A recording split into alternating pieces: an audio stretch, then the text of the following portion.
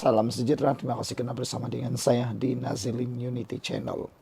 Laporan ini pasti akan membuat walaun terjun parit, walaun semua menangis, moroyan yang tak tentu arah. Ramailah yang pasti akan kecewa dan pasti akan sakit hati dengan laporan ini. Gurauan istri kedua, Putin sifatkan Anwar sebagai Muslim sejati. Ramai orang yang coba menunggang isu agama, isu bangsa dan sebagainya dalam dunia politik, khususnya parti pembangkang. Mereka suka sangat membandingkan agama dengan bangsa dalam kempen-kempen politik mereka. Bahkan ada seringkali mereka menggambarkan mereka lah yang terpaling agama, mereka lah yang terpaling hebat, mereka lah yang terpaling kononnya memperjuangkan bangsa. Tetapi Anwar Ibrahim, sosok Perdana Menteri yang bukan masuk bakul angkat sendiri. Beliau diiktiraf oleh dunia.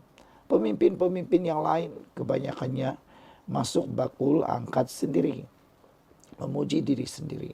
Tetapi Anwar Ibrahim sendiri mendapat pengiktirafan yang terbaik daripada dunia. Sebelum kita teruskan ulasan kali ini, jangan lupa siapa yang ada masalah gout, kencing manis dan tinggi darah, sila tekan butang produk yang ada dalam video ini. Beli karena ianya sangat murah dan terbukti mujarab bagi menyelesaikan masalah gout, kencing manis dan tinggi darah. Saudara, Putin adalah presiden Rusia. Bukan presiden negara kecil, tetapi negara yang sangat besar. Bayangkan pengaruh Anwar Ibrahim boleh menyebabkan mereka bergurau dengan biasa dengan presiden tersebut. Dan presiden itu juga mengangkat Anwar sebagai Muslim yang sejati. Inilah yang paling luar biasa sekali. Pernahkah mana-mana pemimpin daripada parti pembangkang mendapat pujian setinggi itu daripada pemimpin bukan Islam, pemimpin besar dunia? Persoalan itu Anda jawablah sendiri. Presiden Rusia Vladimir Putin menyifatkan Perdana Menteri Anwar Ibrahim sebagai seorang Muslim sejati. Susulan jawabannya berhubung milik siapa 3 takhta di Dewan St. Andrew semasa lawatan pribadi di Istana Kremlin di Moskow. Sidang media diplomatik Malaysia Rusia itu bertukar lucu apabila Putin berkongsi anekdot mengenai tindak balas gurauan oleh Anwar semasa kunjungan tersebut.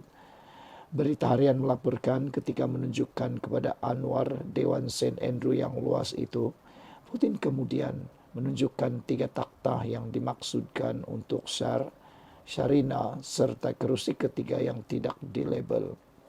Dia kemudian bertanya kepada Anwar, untuk siapa takhta yang ketiga itu, dan tanpa bertangguh Perdana Menteri terus menjawab, untuk istri kedua.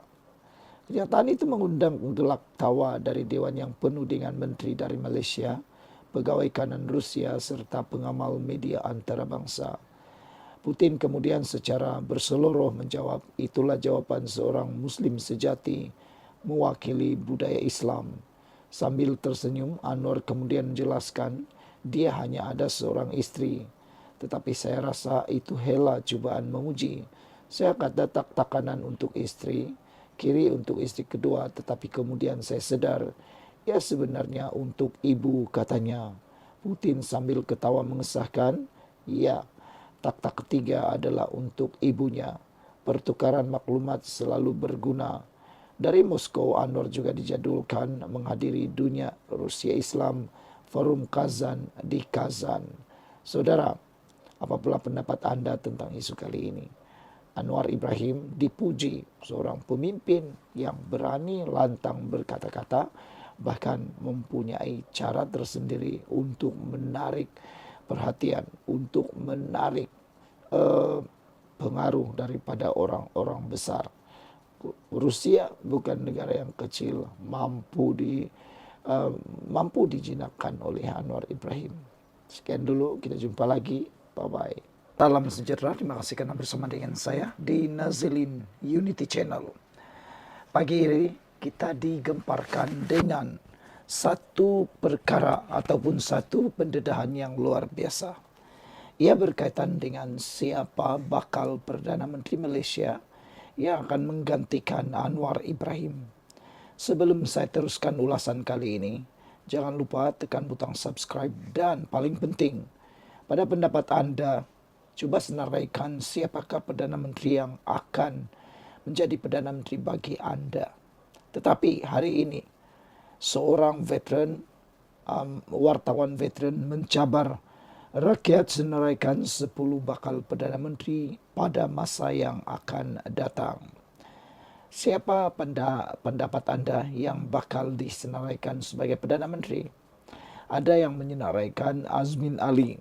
Ada juga yang menyenaraikan Khairi Jamaluddin. Ada juga yang menyenaraikan Nurul Izzah Ibrahim. Ada juga yang menyenaraikan nama-nama lain seperti Zahid Hamidi. Dan yang lebih mengejutkan, Najib Tun Razak juga turut disenaraikan sebagai calon Perdana Menteri semula menggantikan Anwar Ibrahim.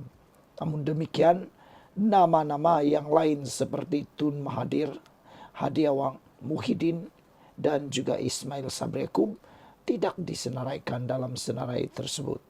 Jadi, pada pandangan Anda, siapakah yang layak menjadi Perdana Menteri menggantikan Anwar Ibrahim? Wartawan veteran dan tokoh wartawan negara Kadir Jasin mencadangkan supaya rakyat mula menamakan sekurang-kurangnya 10 tokoh politik yang berpotensi diangkat sebagai Perdana Menteri Malaysia dalam tempoh 5 hingga 10 tahun akan datang. Ada yang mencadangkan, kata mereka, daripada PAS, ada juga yang mencadangkan daripada DAP. Tetapi jauh sekali mereka memandang mungkin daripada Malaysia Timur seperti Sabah dan Sarawak juga layak diangkat sebagai Perdana Menteri. Gesaan itu dibuat dalam satu tulisan terbaru yang membangkitkan kemungkinan Nurul Izzah Anwar, anak kepada Perdana Menteri Anwar Ibrahim, menjadi Perdana Menteri wanita pertama negara sekiranya percaturan politik semasa memihak kepadanya.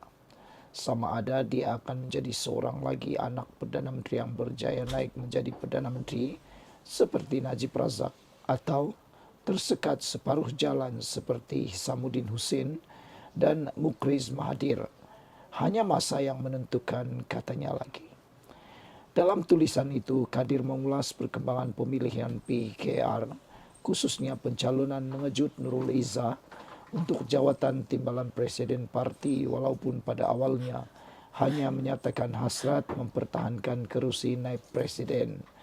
Menurut Kadir, perkembangan tersebut menunjukkan ketokrat politik sedang berlangsung dalam PKR apabila pemimpin cawangan dan negeri secara tiba-tiba mencalonkan Nurul Izzah bagi mencabar penyandang Rafizi Ramli.